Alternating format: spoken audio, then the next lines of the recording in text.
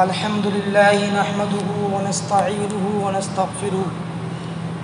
ونعوذ بالله من شرور أنفسنا ومن سيئات أعمالنا من يهده الله فلا مضل له ومن يضلله فلا هادي له ونشهد أن لا إله إلا الله وحده لا شريك له ونشهد أن سيدنا محمدًا عبده ورسوله صلى الله عليه وعلى آله وأصحابه وأزواجه وأهل بيته وبارك وسلم تسليما كثيرا كثيرا أما بعد قال الله تبارك وتعالى في القرآن المجيد والفرقان الحميد أعوذ بالله من الشيطان الرجيم بسم الله الرحمن الرحيم يا أيها الذين آمنوا اتقوا الله وقولوا قولا سديدا وقال تعالى في موضع آخر والذين هم عن اللغو معرضون صدق الله العلي العظيم وقال النبي صلى الله تعالى عليه وسلم من كان يؤمن بالله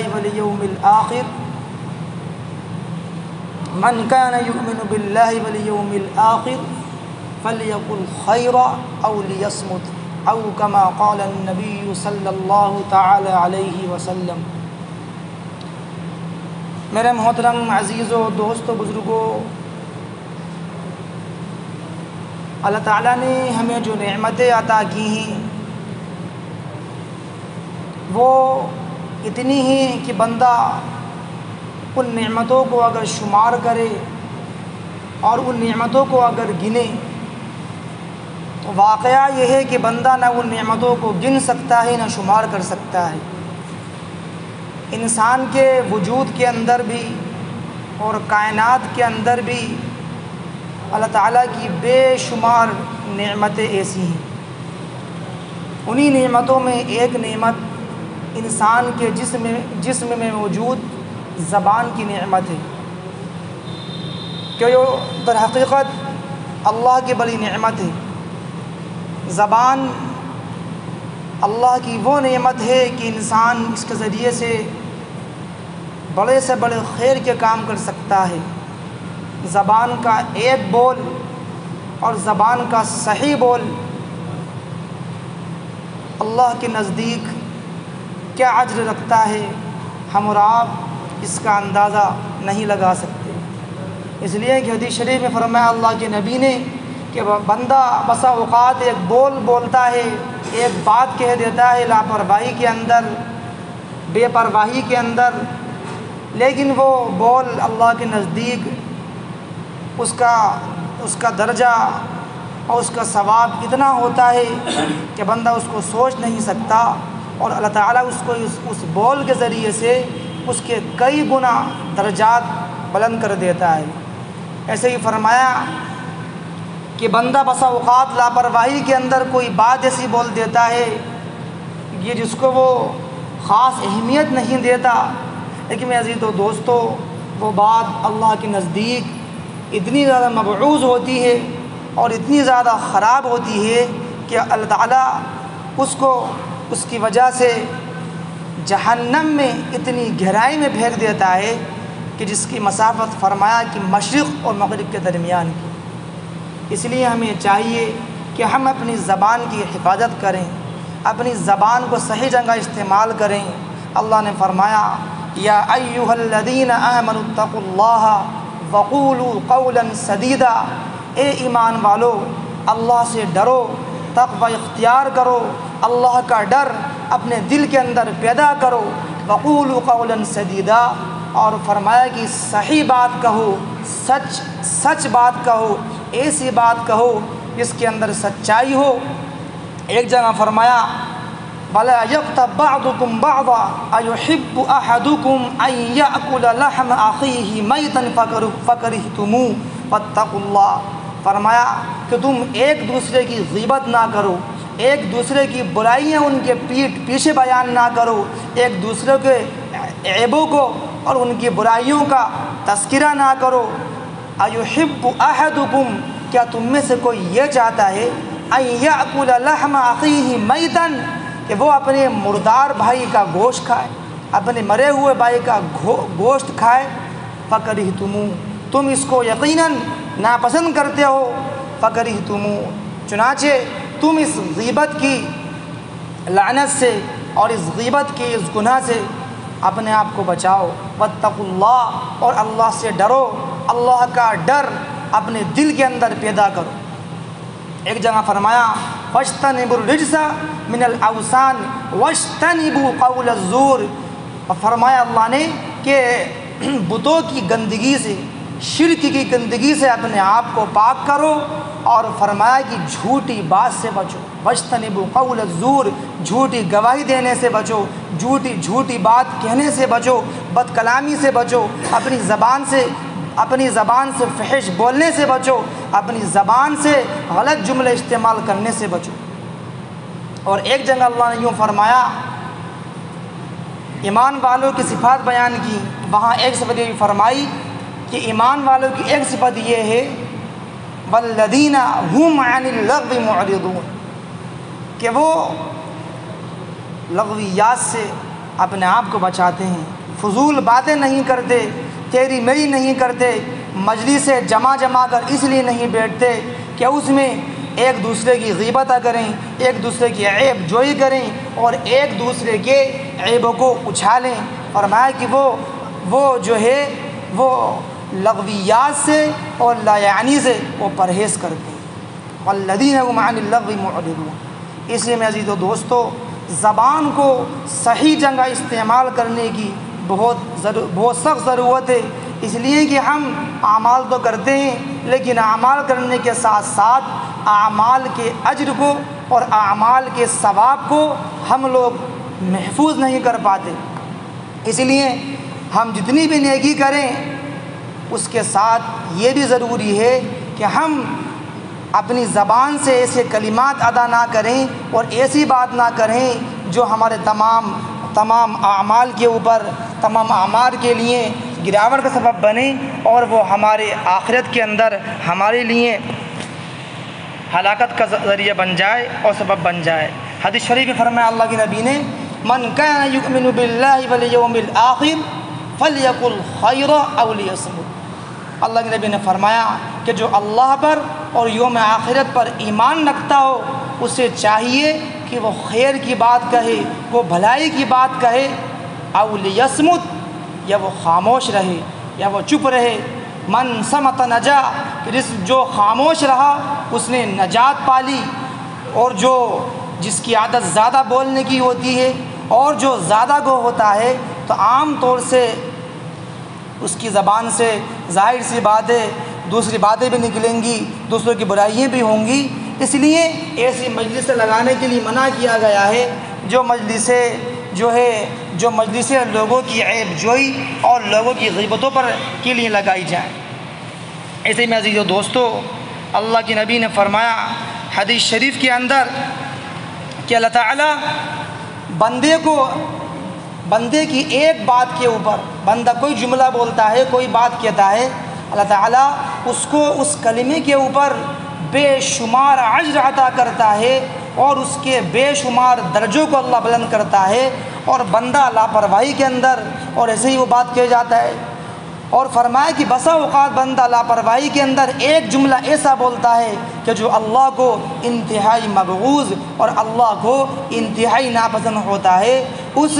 اس جملے کی بدولت وہ جہنم کے اندر گرا دیا جاتا ہے۔ اور فرمایا کہ مشرق اور مغرب کے درمیان جتنی مسافت ہے اتنی مسافت وہ جہنم کے اندر گرا دیا جاتا ہے، اور جہنم میں فرمایا کہ وہ پھینک دیا جاتا ہے۔ عزیز و دوستو، آج حقیقت یہ ہے کہ آج ہم نے اس زبان کی نعمت کی قدر نہیں کری، اس لیے کہ ہمیں یہ نعمت بغیر مانگے مل گئی، بن مانگے مل گئی۔ آدمی جس چیز کو حاصل کرنے کے لیے محنت کرتا ہے، مشقت کرتا ہے، جس پر اپنی جان لگاتا ہے یا مال لگاتا ہے، اپنی صلاحیتوں کو کھپاتا ہے، اپنے اوقات کو لگاتا ہے، تو اس کی قدر اس کے دل میں ہوتی ہے۔ آج ہمیں بن مانگے یہ نعمت مل گئی، اس لیے ہمیں اس کی قدر بھی نہیں۔ میں عزیز و دوستو، کتنے ایسے افراد مل جائیں گے کہ جن کے منہ میں زبان تو ہے لیکن ان کے اندر تکلم کرنے کی اور بولنے کی طاقت نہیں۔ اللہ نے قوت گویائی ان سے کھینچ لی، زبان ہے لیکن بولنے کی طاقت جو ہے ان کے اندر نہیں۔ اللہ نے بغیر مانگے اور اللہ نے بغیر ہم مطالبہ کیے ہمیں یہ دعا عطا کر دی۔ اس لیے اس نعمت کی شکر گزاری یہ ہے کہ اس زبان سے اللہ کے احکامات کو بیان کیا جائے، اللہ کی تسبیح بیان کیے جائے۔ حدیث شریف فرمایا اللہ کے نبی نے کلمتان ثقیلتان فی المیزان خفیفتان علی اللسان، فرمایا کہ دو کلمے ایسے ہیں کہ جو زبان پر ہلکے ہیں اور میزان میں بہت بھاری کلمے ہیں، فرمایا سبحان اللہ وبحمدہ سبحان اللہ العظیم۔ یہ دو کلمے ایسے ہیں کہ جو پڑھنے میں انتہائی آسان ہیں، سبحان اللہ وبحمدہ سبحان اللہ العظیم، اور فرمایا کہ یہ میزان میں بہت زیادہ بھاری ہیں، لہذا ہمیں چاہیے کہ ہم چلتے پھرتے ان کلمات کا ورد رکھیں، ان کلمات کو ہم رب اللسان نہیں، اس لیے کہ چلتے پھرتے ذکر کرنا اور اپنی زبان کو ہر وقت اللہ کے ذکر میں مشغول رکھنا، یہ بھی افضل اعمال کے اندر اس کو شمار کیا گیا ہے۔ ایک صحابی نے اللہ کے نبی سے پوچھا ای الاعمال افضل، اللہ کے نبی اعمال تو بہت سے ہیں لیکن سب سے افضل عمل بتا دیں۔ آپ علیہ السلام صحابہ کی احوال کو دیکھ کر آپ یعنی کہ بات کی اہمیت کو دیکھتے ہوئے آپ کلمات آپ بتایا کرتے تھے۔ چنانچہ آپ نے ان صحابہ کی حالت کو دیکھا اور آپ نے ان کے لیے یہ عمل افضل قرار دیا۔ آپ نے فرمایا کہ تم چلتے پھرتے اور اٹھتے بیٹھتے اپنی زبان کو اللہ کے ذکر کے اندر اپنے ذکر کے اندر مشغول رکھو، فرمایا یہ سب سے افضل اعمال ہے۔ اسی لیے میرے عزیزو دوستو، ہمیں چاہیے کہ ہم اپنی زبان کو لغویات اور غیبت اور جھوٹی باتیں اور اسی طریقے سے دوسرے تذکروں میں لگانے کے بجائے اس زبان کو ہم اللہ کے ذکر کے اندر مشغول رکھیں۔ او لیصمت، یا فرمایا اللہ کے نبی نے، یا خاموش رہو، اس لیے کہ من صمت نجا، جو خاموش رہا اور جس نے خاموشی اختیار کی وہ نجات پا گیا۔ ایسے ہی میرے عزیزو دوستو، یہ زبان یہ وہ اللہ کی نعمت ہے کہ بندہ اس زبان سے صرف چند کلمات ادا کرتا ہے اور اس کلمات کے ادا کرنے کی بنیاد پر بندہ دائرہ اسلام کے اندر داخل ہو جاتا ہے۔ ایک انسان جو کافر تھا، ایک انسان جو اللہ کا منکر تھا، اللہ کا باغی تھا، اللہ کا انکار کرنے والا تھا، صرف چند کلمات دل سے کہہ لینے کی بنیاد پر وہ اسلام کے دائرے کے اندر داخل ہو جاتا ہے۔ فرمایا اشہد ان لا الہ الا اللہ واشہد ان محمدًا عبدہ ورسولہ، جس شخص نے سچے دل کے ساتھ ان کلمات کا اور اس کلمہ شہادت کا اقرار کیا تو وہ اسلام کے دائرے کے اندر داخل ہو گیا۔ اور جس نے اپنی زبان سے اس بات کو کہہ دیا کہ میں اسلام سے نکل گیا، یا اللہ کو نہیں مانتا، اللہ کے نبی کو نہیں مانتا، نعوذ باللہ، تو ان چند کلمات کے کہنے کی بنیاد پر وہ دائرہ اسلام سے نکل جاتا ہے۔ یہ اہمیت ہے زبان کی اور زبان سے نکلنے والے اعمال کی۔ میرے عزیزو دوستو، ایسے ہی زبان کے ذریعے سے اللہ تعالیٰ بے شمار عجر عطا فرماتا ہے۔ اگر بندہ کسی کو تکلیف کے اندر دیکھے، اگر بندہ کسی کو مشقت کے اندر دیکھے، مثال کے طور پر کسی کے یہاں انتقال ہو گیا، کسی کا بچہ گمشدہ ہو گیا، کسی کے یہاں انتقال ہو گیا، تو بندہ جا کر تسلی کے چند کلمات ادا کر دے۔ حدیث شریف میں فرمایا اللہ کے نبی نے، اگر وہ چند کلمات ادا کر دے اور اس سے اس کو تسلی مل جائے، فرمایا اللہ کے نبی نے، تو اللہ تعالیٰ اس کو قیامت کے دن اس کو بہترین جنت کا لباس پہنائیں گے اور اس کو ان کلمات کے کہنے کی بنیاد پر اللہ تعالیٰ اس کو قیمتی جوڑے اور انعامات عطا کریں گے۔ اس لیے ہمیں چاہیے کہ بیماروں کی عیادت کریں۔ اگر کہیں کسی کا انتقال ہو جائے تو اس کے تعزیت کے واسطے جائیں، محلے کے اندر کوئی بڑا ہے بزرگ ہے کسی کی طبیعت خراب ہو جائے اس کی طبیعت پوچھنے کے واسطے چلے جائیں۔ میرے دوستو یہ بھی عبادات کی امور میں سے ہیں، یہ چیز کوئی ہٹ کے نہیں، لہٰذا ہمیں چاہیے کہ ہم جو ہے ان چیزوں کا بھی خیال رکھیں۔ اپنے محلے میں اگر کوئی ایسا شخص ہو، کوئی بیمار ہو، کوئی پریشان حال ہو، یا کسی کے یہاں کوئی حادثہ پیش آ گیا ہو تو ان کو چند کلمات کہنے میں ہمارا کیا جاتا ہے، لیکن اگر ہم نے وہ چند کلمات دل سے کہے اور وہ کلمات اس کے دل میں اتر گئے اور اس کی ہمت بن گئی تو ہمارے لیے یہ چیز بھی باعث اجر اور باعث ثواب بن جائے گی۔ دور صحابہ کے اندر صحابہ اکرام بھی اپنی زبان کی حفاظت کا کتنا اہتمام کیا کرتے تھے کہ روایت میں آتا ہے صدیق اکبر حضرت ابوبکر صدیق رضی اللہ عنہ فرماتے تھے کہ اس زبان کی وجہ سے جو ہے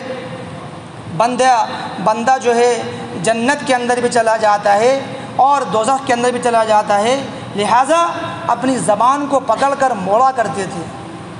اور پوچھنے پر بتایا کرتے تھے یہی زبان تمام گناہوں کا مجموعہ ہے۔ اور بعض روایت میں یہ آتا ہے کہ صدیق اکبر اپنے منہ کے اندر کنکر بھر لیا کرتے تھے اور پوچھنے پر فرمایا کرتے تھے اس لیے میں یہ عمل کرتا ہوں تاکہ میں کوئی زیادہ بات نہ کر سکوں اور زیادہ گفتگو نہ کر سکوں، اس لیے کہ زیادہ باتیں کروں گا تو ظاہر سی بات ہے کسی کی غیبت ہوگی اور کسی کی چغلی ہوگی اور کسی کی عیب جوئی ہوگی، لہٰذا اپنے منہ کے اندر کنکر بھر لیا کرتے تھے کہ کم کلمات زبان سے ادا ہوں۔ ایسے ہی میرے دوستو خواتین کے اندر اور عورتوں کے اندر بھی اس چیز کے بہت زیادہ کمی ہوتی ہے کہ اپنی زبان کی حفاظت نہیں کرتی، اسی لیے فرمایا اللہ کے نبی نے کہ میں نے جہنم میں سب سے زیادہ جلتی ہوئی عورتوں کو دیکھا۔ جب عورتوں نے وجہ فرمائی تو آپ نے فرمایا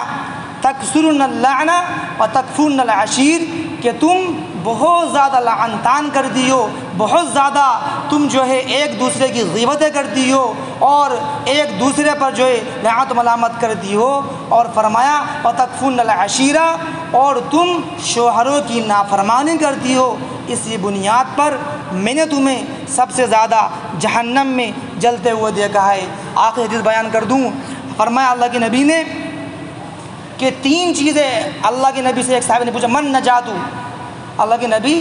نجات کا طریقہ کیا ہے، ایسے کون سے اعمال ہیں جس سے ہم نجات پا جائیں؟ اللہ کے نبی نے 3 جملے فرمائے۔ آپ نے فرمایا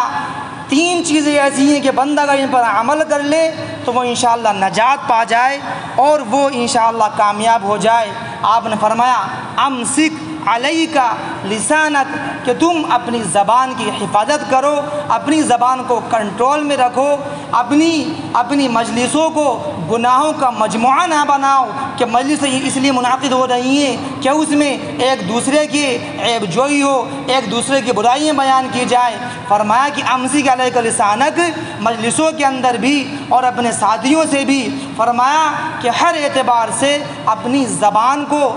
زبان کی حفاظت کرو، اور فرمایا دوسری چیز وَلْيَسْعَكَ بَيْتَكَ، اور اپنے گھر کو لازم پکڑ لو، یعنی بغیر کسی کام کے اور بغیر کسی وجہ کے اپنے گھر سے نہ نکلو، اس لیے کہ آدمی گھر سے باہر نکلتا ہے، دوست یاروں کے اندر بیٹھتا ہے تو ظاہر سی بات ہے گناہوں کے اندر زبان ملوث ہو ہی جاتی ہے۔ اس لیے فرمایا کہ ضرورت کے کام سے آدمی گھر سے باہر نکلے یا دین کے کام سے آدمی گھر سے باہر نکلے اور یا گھر کے اندر ہی رہے۔ وَلْيَسْعَكَ بَيْتَكَ، اپنے گھر کو فرمایا لازم پکڑو، اور آپ نے فرمایا آخری سے آپ نے فرمائی وَابْكِ عَلَى خَطِيئَتِكَ، کہ اپنی گناہوں پر رویا کرو، اپنی لغزشوں پر رویا کرو، اگر رونا نہ آئے تو رونے والوں کی جیسی شکل بنا لو اور رونے جیسا جو ہے منہ بنا لو، تاکہ اللہ کو تمہارے گناہوں پر رحم کرے اور تمہیں اللہ معاف کر دے۔ لہٰذا یہ 3 چیزیں فرمائی اللہ کے نبی نے کہ یہ چیز ذریعہ ہے نجات کا، یہ چیز ذریعہ ہے کامیابی کا کہ اپنی زبان کی حفاظت کرو، اور فرمایا بغیر کسی ضرورت کے اپنے گھر سے باہر نہ نکلو، اور ایسے ہی فرمایا آخری چیز آپ نے فرمائی کہ جو ہے اسی طریقے سے اپنی زبان کی وَابْكِ عَلَىٰ خَطِيئَتِكَ کہ گناہوں پر اور اپنی لغزشوں پر رویا کرو۔ میرے دوستو، ہم سے صبح شام میں کتنے گناہ ہوتے ہیں، لیکن ہم کتنا استغفار کرتے ہیں۔ ہم اندازہ لگائیں کہ ہم نے عبادت کی، ہم نے نماز پڑھی، لیکن نماز پڑھنے کے بعد اللہ کے نبی نے کیا فرمایا کہ جب سلام پھیرو تو کہو استغفر اللہ استغفر اللہ استغفر اللہ، اے اللہ مجھے معاف فرما، اے اللہ مجھے معاف فرما۔ حالانکہ ہم نے تو نیک عمل کیا، ہم نے ثواب کا کام کیا، لیکن کیوں فرمایا استغفار کا؟ اس لیے کہ جیسی عبادت کرنے کا حق تھا ہم وہ نماز نہ پڑھ سکے، اس لیے اے اللہ تو مجھے اس نماز میں جو کوتاہی ہوئی اس کو معاف فرما۔ ہر فرض نماز کے بعد